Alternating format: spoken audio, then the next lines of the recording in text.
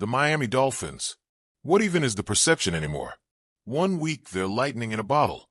The next week they're the same old team we've all seen fall apart when it matters. But let's not pretend like this is just about wins and losses. It's about something deeper. It's about respect, or the lack of it. And you feel it. You've seen it. You know exactly what I mean. Look around. Flip on any network, any podcast, any panel show. How often do you hear them talk about the Dolphins with the same seriousness they throw at teams like the Chiefs or the 49ers? Never mind the playoff droughts or the awkward exits. There's something off in how they talk about this team. It's not even dismissive, it's lazy. Surface level. Disconnected. Like they're reading a script that hasn't been updated in years. And that's exactly what Spock 507 was getting at. It's not even full-blown disrespect. It's worse. It's apathy dressed up as analysis. They don't know this team. They guess. They speculate. Draft comes around and the experts are mocking players to the Dolphins that don't make sense.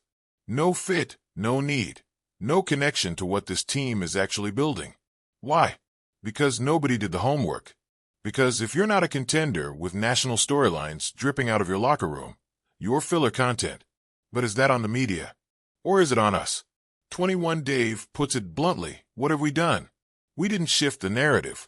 We didn't force them to take us seriously. That's the part that stings.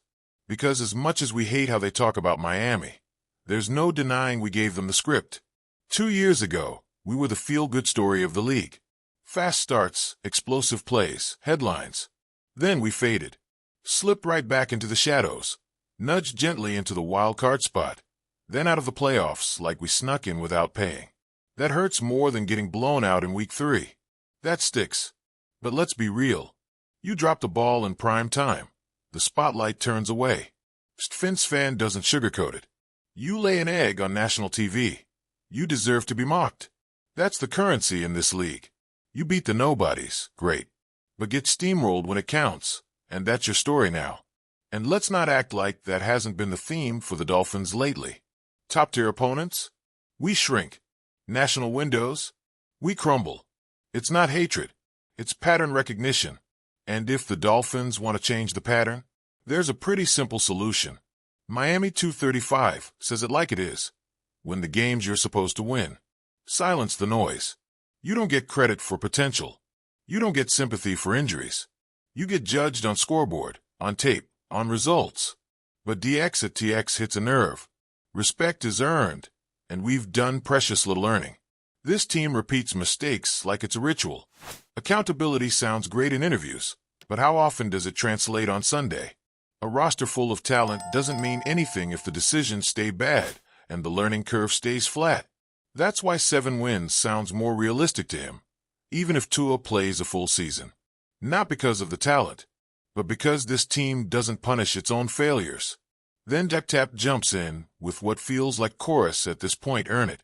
Period. The contrast is wild when you remember how it used to be. Dolphster brings the memory back. The 70s Dolphins weren't just good, they were respected. Not because the media decided to like them, but because they dominated. They won. They were disciplined, relentless, professional. You watched those teams and felt like they'd tear you apart methodically, like machines built by shoeless hands. And now, what do we have? Flash and speed and some fireworks, sure. But no bite. No legacy. That's the part that makes you mad, right?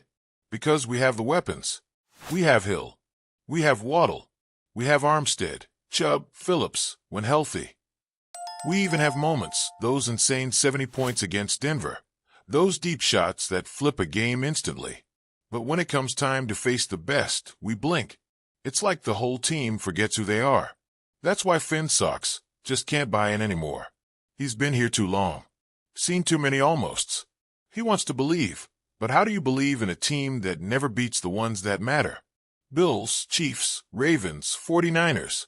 Name one meaningful win against them in the last 2 seasons. You can't.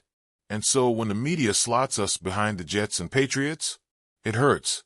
But does it surprise you? And don't even start with the Jets have a cursed QB, or the Pats have no weapons. Doesn't matter.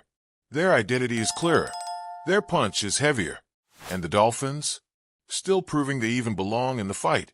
Slayer Nation 1 sees what's coming and can't believe the opportunity that's being handed to this team. 6. Standalone games.